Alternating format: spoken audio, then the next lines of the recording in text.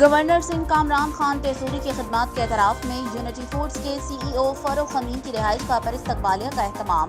اس موقع پر معروف صنعت کار عقیل کریم ڈھڈی، ادریس گگی اور دیگر کاروباری شخصیات بھی موجود تھیں۔ فاروق امین سمیت تمام کاروباری شخصیات نے خصوصاً عید الاضحیٰ کے دنوں میں عوامی فلاح و بہبود کی کاوشوں پہ گورنر سندھ کو کھڑے ہو کر خراج تحسین پیش کیا۔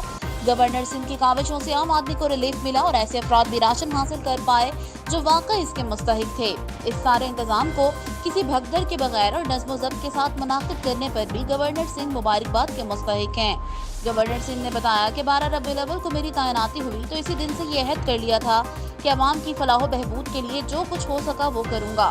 میں اللہ تعالیٰ کا ممنون و مشکور ہوں کہ اس نے مجھے عید الاضحیٰ کے دنوں میں عوام کی خدمت کرنے کی توفیق دی۔ کامران خان تیسوری نے بتایا، میں ان تمام حضرات کا بھی مشکور ہوں جن کے تعاون اور مدد کے باعث ایسا کرنا ممکن ہو سکا۔